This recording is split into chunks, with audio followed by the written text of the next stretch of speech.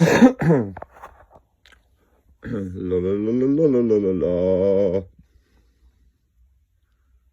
1 2 1 2. Oh crap, my camera's on. I'm only joking. Did I get you that time? I must have got you that time. Alright, so tonight, oh yeah, I've thought of something scarier than the video I put on. But it's alright if you're on God's side, so it's alright. Do you want to hear it? It's about UFOs, demons, i.e. fallen angels gone bad, and what's the other thing? Oh yeah, possession, i.e. exorcist sort of possession. It's going to get pretty gritty and brutal. Please don't watch it. UFOs, demons, and possession. So I wasn't really going to say all this, but it's a Bible account of these things. So I thought it might be interesting. So it's going to get real nasty. Please turn off now if that's okay. Because yeah, it's quite brutal what I'm going to say next. It's nothing offensive. It's just going to be talking about some pretty serious things. So yeah. Okay, I'll give it another 3, 2, 1. Okay, right then. Here we go. So, what did I say? Hey, I'm joking. No, what did I say? Oh yeah, UFOs. Right. From what I believe, UFOs are demons, fallen angels. The reason that I would speculate that anything to do with UFO, the UFO phenomena, anything, is demons and fallen angels. And the reason I would speculate that is because the devil is the greatest deceiver in the world. He's in the Bible. He's known as the great deceiver. You know, stemming from the original and telling Adam and Eve, "You'll be like God if you eat this fruit. Ignore him. Don't don't listen to him and eat it." So, and from then he's just been deceiving everyone. So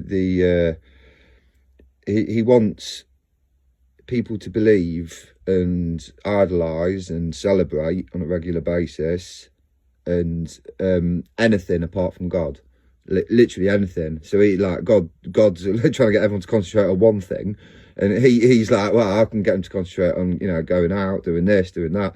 He can't get people to concentrate on anything apart from God, and he's won. So I believe that UFOs are demons, and they are basically just operating as another distraction. You know, another division in the CIA, distractions division. You know, interestingly enough, back in World War II, they used to have tanks that were blow-ups and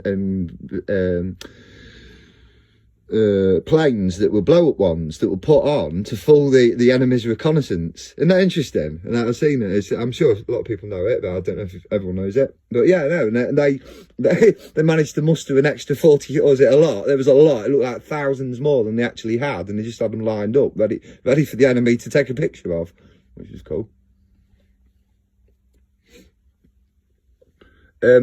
So I would also speculate that what I've just said would match up to a couple of mysteries in the past. For instance, when UFOs came about, it was about the same time that cameras and phones came about. Well, not phones, but cameras, wasn't it?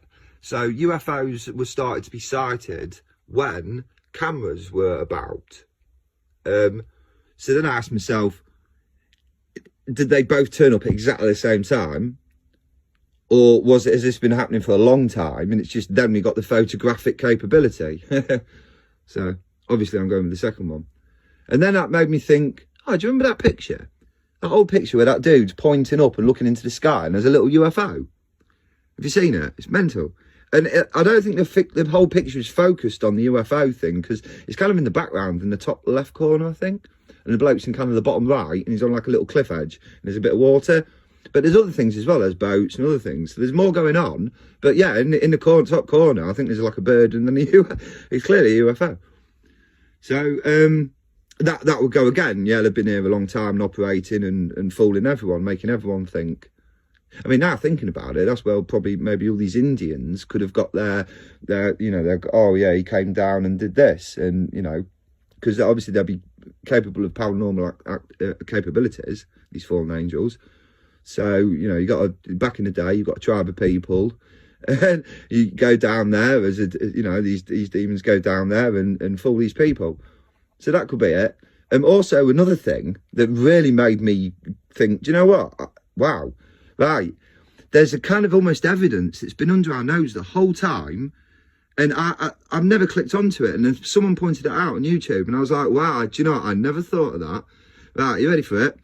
All the UFO clips that you've seen, the ones where they're going fast, and like, for instance, there's ones where, like, up close, there's someone looking out a window and suddenly this big black shadow goes past, at like lightning speed.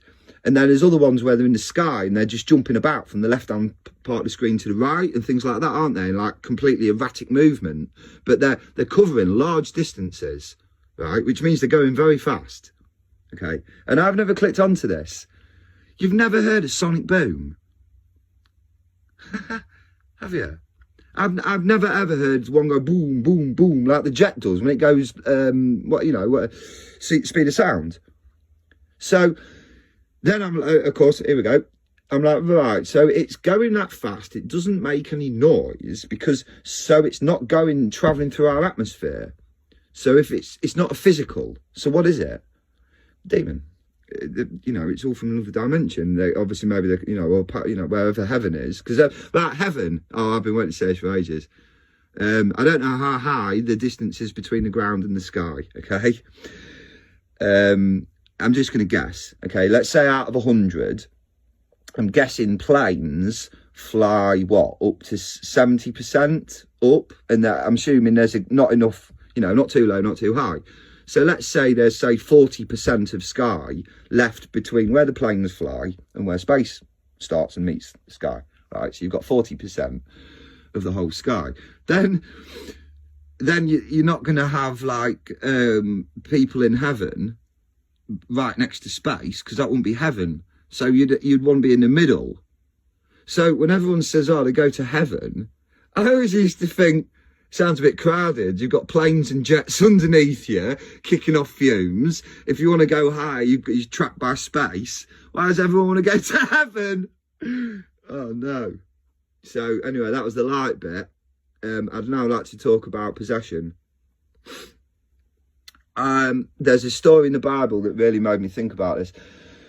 A man was possessed by 40 demons, and however, the people around him didn't know it. So it wasn't like The Exorcist with head turning there. He had 40 demons in him, and they not only did the people around him not know it, they thought he was a prophet.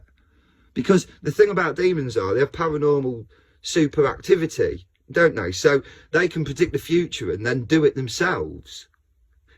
And it'll look like a coincidence to the people, you see, because they could do that.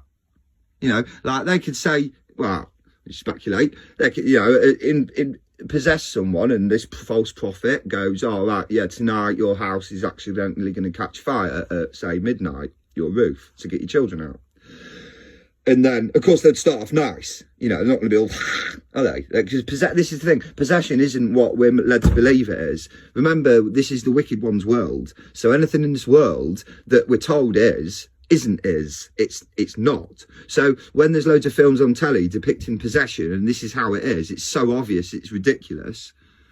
And then the Bible tells you a story of how a guy was possessed by 40 of them and no one knew. In fact, everyone thought he was amazing. Right? That's scary. And then it gets to Matrix standard.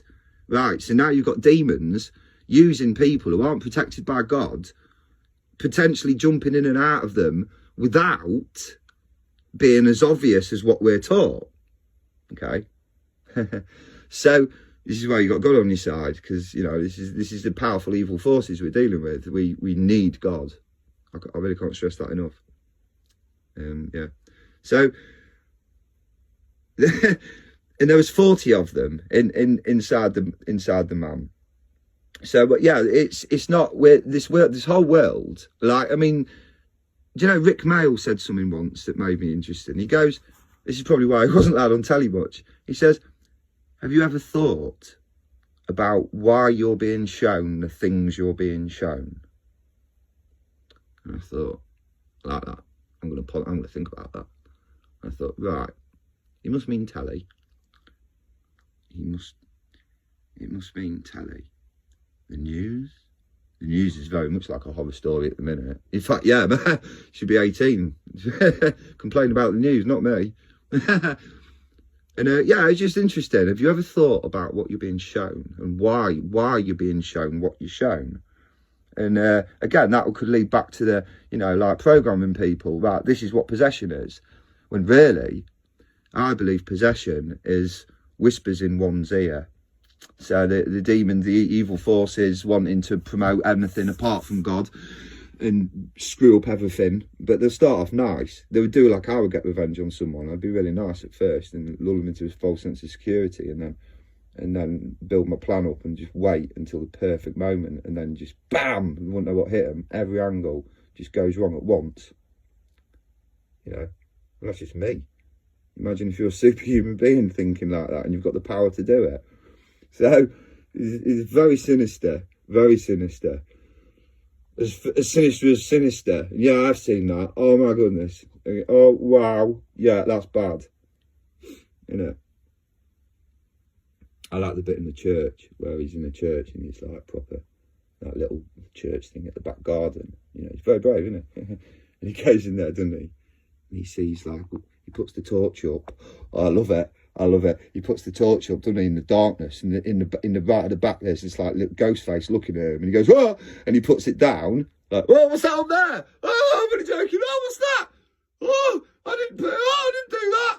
No, I'm only joking. No, so he puts the torch up, doesn't he? And the ghost face is at the background, and he's like, "Whoa!" and he puts it down. Then he puts it up again, and it's a bit closer to him, and he's like, "Ah!" and it's like, oh, brilliant, brilliant, mate. Chills all the way. And of course, 2 more times, and it's in his face, isn't it? Brilliant. That's when he should have played, "I am not in danger, I am the danger." If it had said that, that would have been pretty cool. Not scary, but cool. He'd be like, "Yeah, I agree, you are the danger, and that's why I'm screaming." I wanted to end it a bit lighter, not, you know, going about what I've just been talking about. I didn't think I should put it on the internet, but yeah. That's it. Got 3 minutes left. Might as well, I've got 2 minutes. What else?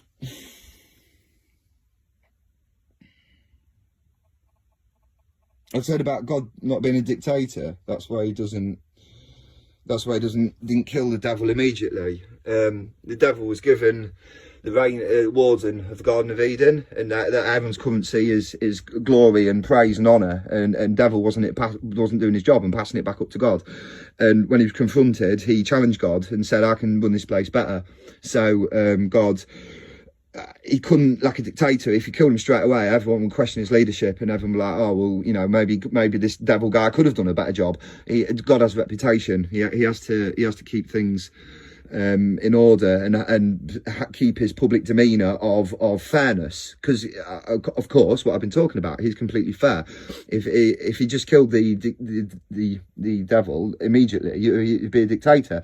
Again, he had to follow the judicial process, which is why what is happening is happening. We're just going through the judicial process, and really it's completely all the devil's fault. The analogy I use is he got caught stealing glory and praise, and he got dragged in the office, and instead of going, "Yeah, sorry, don't ring the police, please," he said, "Oh, you know, I'm going to take you on." And then in front of everyone, he walked into the staff room, and everyone, all the angels, and heard him, and he's like, I can do this thing better than you."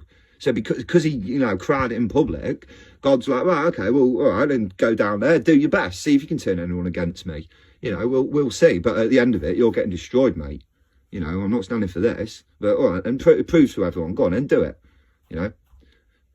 So yeah, that's why we're in this predicament. Also, at the end, when God chants his war cry after all these months of watching, or years of watching his innocents suffer, I seem like a football hooligan.